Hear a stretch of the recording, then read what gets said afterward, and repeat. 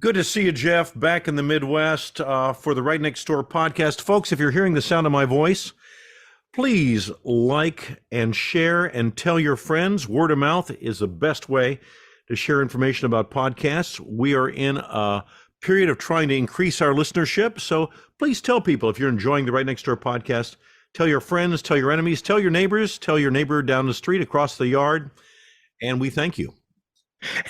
Tell your enemies, and then we'll probably be talking about them at some point. So that's hey, tell your enemies, and then share stories about your enemies with us. Thank you very much.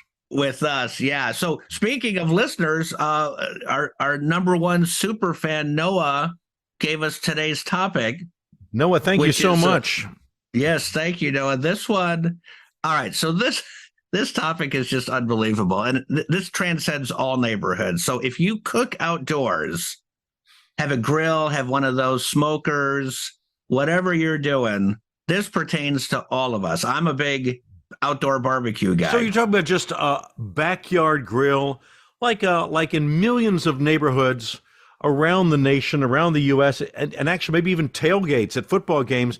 It's an American tradition. It's as American as apple pie, the flag, hot dogs, Super Bowl. It's as American as anything on earth, Jeff. Yeah, and if anybody from the Weber Company is listening, or that what's the other one that does the smokers, a Trek or whatever that is, sponsorship or the Big Blue Egg, yeah, let us know. Yeah, or pay attention to this, because you may be in the crosshairs pretty soon. I think it's the big green egg, the smoker thing. Yeah. So so today's topic is about a guy that apparently either doesn't like pizza ovens, barbecuing, or all of the above. Dirty deeds, triggered tirades, busybodies, and missing cats. They say tall fences make good neighbors, but bad neighbors make the Right Next Door podcast. So, Darren, I know you like pizza. I like pizza. Humans like pizza. Yeah. Humans like pizza. Yeah. And I think most humans enjoy barbecue. Yeah. As a matter of fact, my daughter's down in Austin this week, and she went to some famous barbecue place that apparently people start queuing up at like 5 a.m. There's good barbecue. There's good barbecue worth queuing for. And yeah. She doesn't even eat ribs. And because of this place, she tried them, and she's like, "Dad, I really like the ribs." And I'm like, "Well, I only barbecue them like 100 times over the summer." She's like, "Oh no, these are not like your ribs, Dad. These are non-dad ribs. These are non-dad ribs." So I don't know. Maybe we've got a convert. Maybe she'll eat some of my barbecue ribs this summer. But I know I'm going to come over. I'm going to have them. So we get this story out of Cleveland. About the headline is "Outdoor Pizza Wars Heats Up in Cleveland Heights Neighborhood." Because there are pizza wars, like in Chicago. We take our pizza very seriously. There are wars between lovers of this pizza chain or that pizza chain. Maybe you're a Lou Malnati's person. Maybe you're a Pequod's pizza person. Maybe you're a Eduardo's. Do they still have Eduardo's pizza? Yeah, I don't think so. I used to love Eduardo's. I don't think they're around anymore. Then maybe the two big ones still around: Lou Malnati's and Giordano's in the Chicago area. Two really great pizzas. Lou Malnati's is my favorite thin crust right now, but my favorite pan pizza, deep dish. And go ahead, fight me on this. Pequod's Pizza, the location on Clybourne and Webster. The best pizza in North America. Pequod's Pizza. It's a pan pizza with a caramelized crust. Now, but it might not equate. It might not compare to a backyard pizza, Jeff. Well, they also have another Pequod's in Morton Grove. I've been to that one. I've been to that one, but I like the one on Clybourne. I think maybe just the water. The original is better. The water in Chicago or something. I don't know. Maybe, yeah. That's kind of like in L.A. when Tommy's is a big, late night burger joint. Yeah. The original Tommy's in the Rampart district, if you're brave enough to go into that area, after midnight, that's the original, and in my opinion, the best one. Good to know. I mean, it's you got like a giant vat of chili that an ex-convict is churning with a paddle, and God only knows what's in that chili. But man, that's a double chili cheeseburger. That sounds good. And I'm going to go to LA for my burger. I'm going to go to the Rampart Which one? Rampart District, yeah. Rampart District. It's been a while. I can't remember what street they're on. I'm going to stay in Chicago for the pizza I like, but I might travel to Cleveland to this backyard for pizza. So when I first read this story, I thought, my brain automatically went to, this is a commercial restaurant that's cranking out hundreds of pizzas, and a neighbor is upset about the smoke, which reminded me about, I don't know if you ever had barbecue from Hecky's in Evanston. I have. Mr. Hecky, God rest his soul, made some killer good. They still make killer good ribs, and they also did sweet potato pies at Thanksgiving. Yeah. But it was smoky, man. Like you could smell the Hecky smoke from like probably quarter mile away. And I remember thinking to myself, okay, if I live in one of these condos over here, this has got to be, a bit much, even though I love the ribs. And so something happened where he had to put in a chimney system or something that filtered out 90% of the smoke. Well, not so in this story. Well, and also, Jeff, this is a cautionary tale. You don't want to purchase your house. Got to look at the buildings around your house. Okay, what's that building over there? What's that building over there? You don't want to buy a house next to a crematorium. So if there's a cemetery, look next to the cemetery. Is there a building with smoke coming out of it? Maybe don't buy that piece of property, Jeff. It's just keep in mind who you're moving in next to. Yeah, that's totally true. I remember when I used to commute downtown, when they started converting like the Stifel light factory into condos and stuff all along the river there. I forgot the name of it, but some big chocolate factory that was there. And, I'm not a big chocolate guy, but it smelled good. But if I was living in those condos smelling chocolate 24/7, that might get to be a bit much. There are people in Chicago that have raised an issue. There's a chocolate factory, Blommer's Chocolate Factory, downtown Chicago, and I think it's delightful. I think most people think, wow, I'm walking to work and the scent of chocolate all over downtown, and you love it. You love it. It's a sweet memory, a sweet thing about Chicago. But there's some people that are, I don't know, they're allergic, they're cranks, they're idiots or monsters that don't love the smell of chocolate, and but Blommer's had to do something about that to reduce the smell or change it or something. But if you don't want that pizza smell, if you don't want that cheesy goodness right next door, Jeff. Yeah, well, so this story is not about any of that. Yeah. This is about a guy that just bought a pizza oven for his yard, much like you'd buy a smoker or a traditional Weber or one of those egg things. Yeah. And there's a lawsuit.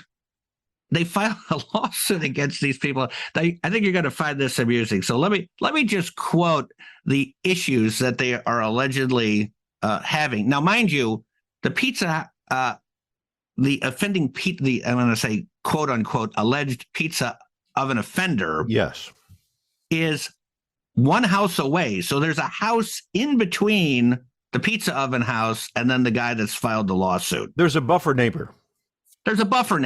So that would lead me to believe, if I was the judge in this case, well, how much smoke are we really talking about? Because the right next door neighbors don't seem to be complaining. Yeah.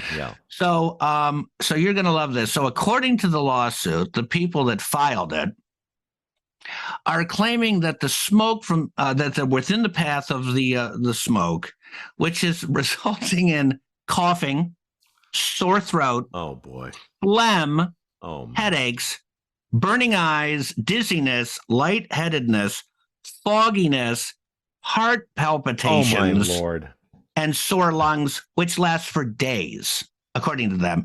And the smoke odors lingers on their clothing and on the hair of their pets. Now, see, that's crazy town. And maybe some of the police, the attorneys, the judge should go into that person's house because there's some other reason. They're probably heavy smokers. They're cigar enthusiasts. They're burning newspaper in their fireplace. That's just crap. But also, Jeff, I'm looking for a reason to sue somebody. I'm an American. I have a grievance. Last week, we talked about these New Yorkers that are looking for some reason to cause a problem. This person just looks like a reason. I'm looking for a reason to sue somebody. Maybe there's a house within hearing distance, within eyesight that I can sue. I can mess up. What the hell? Yeah, it's absolutely wackadoo. And first of all, so it goes on to say that the suing party doesn't have air conditioning, so they frequently have their windows open. Oh. And it's ruining their enjoyment of their home. Now, this begs the question: are they making pizza every day of the week? My guess is no, they're not. They're probably making pizza Saturday night or Friday night or whatever. And they're making that pizza, every once in a while, 2 doors down. Yeah, right. I mean, can you imagine? And the lawsuit says that the pizza people have a duty to use and conduct their activities in a proper and reasonable manner. Now, I don't know who thinks cooking a pizza in a pizza oven is not reasonable. Those crazy, unreasonable people, Jeff. I have reason to believe there's every indication they're combining pepperoni and pineapple. And Jeff, there are certain laws. If there's not a law, there ought to be. And the scent of a combination of pepperoni and pineapple, that would drive anybody to the courthouse. So there's got to be, or maybe it's garlic and anchovy pizzas. Garlic and anchovy would be one. Yeah. So there's. But this begs the question: if we got an issue over the pizza oven, the guy's got to be surrounded with people that grill all summer long. How come he's not suing all those people? To me, it sounds like there's some sort of rift between these two neighbors. There's definitely a rift between those two neighbors. Maybe the guy's a vegetarian. Maybe he's got a gluten issue. Any kind of flour in the pizza creates it's atomized and it finds its way into their lungs. That's right. The gluten, they got to be gluten free, and they're fearful that there might be some gluten wafting in the smoke into their lungs. Jeff, there are deep issues. Perhaps these people, this guy, maybe the man in the relationship was tormented by a pizza. So he had an evil stepmother who used to whip him with crusts of pizza when he was a small child. And he has he's triggered over the fact that he's being harassed by crusts that have or maybe his mom made him eat the crust of the pizza as a wee lad, and he didn't want to eat the crust. You're going to choke down the last of that Totino's frozen pizza. No, we're not. We're not spending money on gas to cook that pizza. You're going to eat that pizza raw and frozen, and he's just traumatized by any kind of pizza-related item. And so just a whiff of that, the tiniest little scintilla of a whiff of a iota of an atomized portion of a pizza makes them hot with rage. And I got to tell you something, this mention of smoke on their pet's fur, I'm going to bet you $20 that these are cat people. Oh, no. Worse yet, anti-pizza cat people. Anti-pizza cat people. You shouldn't sell a house to those people, Jeff. There's got to, why does a neighborhood have a code? Why are there laws if you can't keep these kind of folks out? Anti-pizza cat people. And also, are you putting your face right? Let me see if I can smell something on my cat's fur. I'm going to push my face in. Wait a minute. I think I get a little bit of a scent of charred pepperoni on my kitties. Right. Oh, my Lord. Well, and it's on their clothing, which begs the question, how often are you doing laundry? Well, are you turning your underwear inside out and wearing them for a week? Like, how does the smoke linger on your clothing? Jeff, this podcast is not about poor shaming, but you can't afford air conditioning. You can't afford to change your clothes. You can't afford to close your window. And you're living your life. You're basically in the open air. It's just you and your pets, Jeff. And you're just breathing you want just to breathe in the air, lighting candles at night, no electricity, no running water. That's right. Oh my word. And because you need for heat.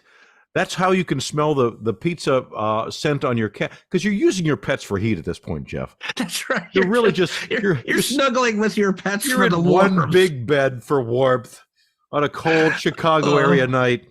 And it's like survival training. Everybody's naked and huddled together with a blanket to keep the body heat in. And and you have this. You're in a suburb of Chicago, and there's not a whiff of anything in the air in a Chicago suburb, and then suddenly there's this tiny little wisp of a tiny little portion of an atomized portion of crust that comes through your window, and then you're remembering your abusive mother with the frozen Totino's pizza that you were beaten with as a child, and you go out of your mind, and so you pick up your pen, and you're just using like a 10-cent, 5-cent Bic pen to write to your attorney, and you're not, and it's one of those free attorneys, Jeff, one of those inexpensive free attorneys. Free attorneys on TV. Yeah, that's slip right. and fall. Better call Saul.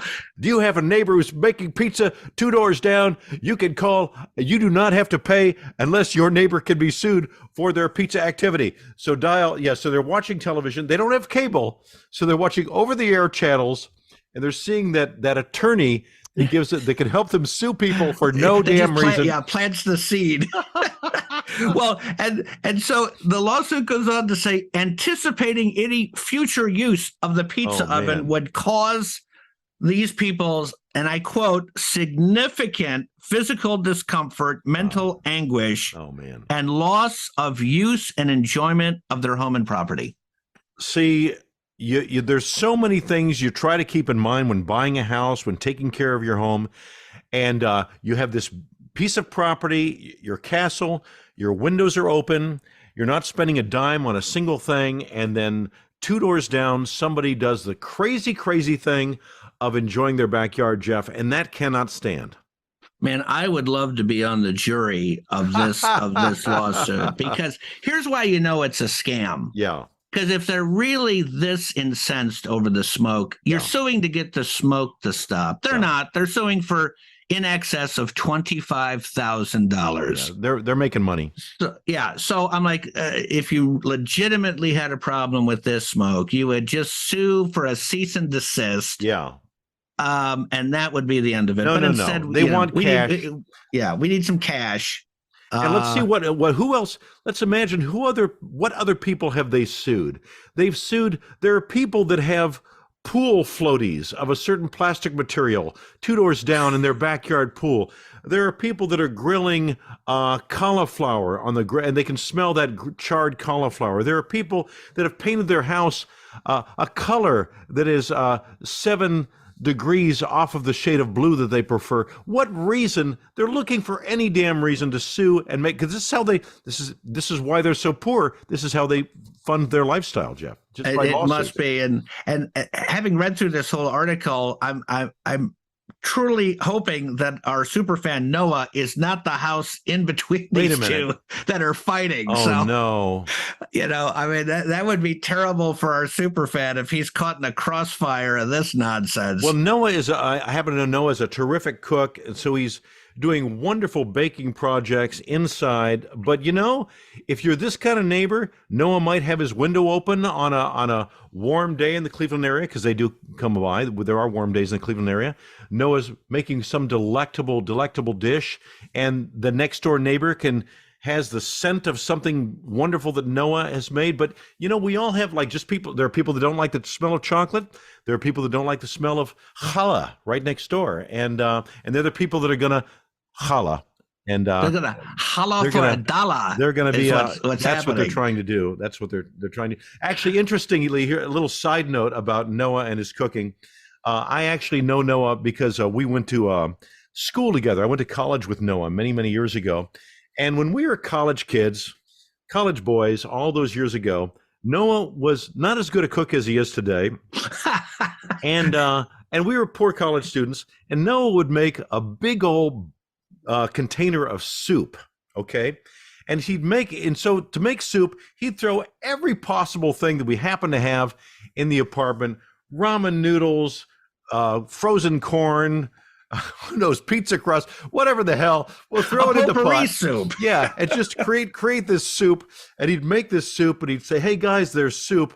And a lot of times it was very good, but there was one time the soup was so bad, and this is a big old Dutch oven full of soup. It was so bad, we took it off of the stove and put it right back in the snow on the back porch, where it sat until spring. Oh God! So if this litigious neighbor had noticed that pot of soup on the back porch, that would have been a cause for a lawsuit right there.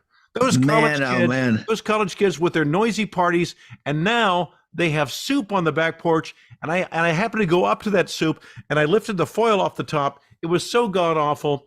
The scent of that soup has caused unknown harm. I'm still traumatized by smelling that soup. I can't enjoy my life. If it's sat that long, you'd probably have to ditch the whole pot that it was sitting in. Oh my Lord. That's a true story, actually. That's a true story. I had a college roommate. We were four to a apartment deal. You were in a quad. And the guy that I bunked with, he was a geology major, and to go to sleep, he would listen to like heavy metal as his, wind down music. And so he had rocks in his head already, but and he would never sit in the chair. He always sat on the arm of a chair, and then he had like this geology pickaxe thing that he was constantly sharpening. So I'm thinking to myself, one day this is just going to be, they're going to find me with this thing in my forehead. But he would eat. So we were the same way. Like in college, I ate so many bacon sandwiches because they were cheap. Yeah. It was just, bread and bacon at the time was probably like a thing of Oscar Mayer bacon was probably a buck or two. Yeah. I ate so many that when I went for my physical, my blood pressure was through the roof. And the doc was like, "What are you eating?" And I'm like, "Well, I eat a lot of bacon." He's like, "Stop doing that." But my roommate would literally go to the supermarket, get ground beef, roll them up into little meatballs, salt them, and eat them. Oh dear. And he did that all the time. Oh, and I was like, holy smokes, man, that's pretty hardcore, Steak tartare. Oh. I love steak tartare, but he was missing the Worcestershire, the egg, the shallot. The steak, the steak, the quality of the meat, There were several ingredients that he was missing in that endeavor, but man, oh man, it was, that was something. But be a good neighbor, folks. Try to be considerate. If you want to grill in your backyard, if you want to grill pizza, if you want to grill ribs, just be a good neighbor. Be considerate, but you don't have to be out of your mind considerate. But just is there a whiff of litigation in the air? If there's a scent, if you have that neighbor that has that scent of litigious, if they're going to be a neighbor that gives you an idea, if you have grass clippings that have found their way onto their sidewalk or something, and they've gone nuts about that, know that if you do anything just a little bit interesting or unusual, and probably it's jealousy, Jeff, don't you think it's, that looks so good, I'd really like to have a pizza oven, but I can't have one. So I'm going to just make his life miserable because I want what that guy has. I was thinking that was probably the solution to this. If the pizza oven guy just brought these guys a pizza and said, "Hey, can't we be friends? Why can't we be friends?" kind of a deal. This is back in the day. Maybe that would end it. Back in the day, the welcome wagon, you get some brownies, you bring those next door. You'd bring a pizza next door. You'd bring some roasted cauliflower. You give it to your next door neighbor. You're not making any friends by bringing roasted cauliflower. Well, you've not had my roasted cauliflower. It's really good. All right, then I will reserve judgment on the cauliflower. Or longtime listeners, tuna fish salad. You bring some tuna fish salad to your next door neighbor. Oh God, that's why can't we just want to be neighborly. We want to help them. And maybe if the pizza guy had been more neighborly over the course of the last couple of years, maybe there wouldn't be a lawsuit, Jeff. There's got to be something more to this than just the pizza of itself. But here's a little cautionary tale. Sure. I found another story that was in France, of all places. Wait, do they eat pizza in France? I'm shocked to learn that the French eat pizza, but apparently it's a baguette It's a baguette with fromage. Right? Yeah, it's not a Chicago pizza, I'm sure. But Interpol just nabbed a mafia hitman who has been on the lam for 16 years. Guess what he was doing? I saw this. He was pizza chef. He was working in a pizza restaurant. Yeah. And look, if you're wanted by Interpol, are you going to pose in the kitchen and have a feature story? But what was kind of funny is his name. Wait, let me see. It's a mafia, so an Italian mafia guy. Right, working in France as a pizza chef. So you're Italian. I mean, there's so many stereotypes that are warring here. Warring stereotypes. So he changed his last name to Demetrio, and I'm thinking to myself, okay, that's pretty close to Pinocchio.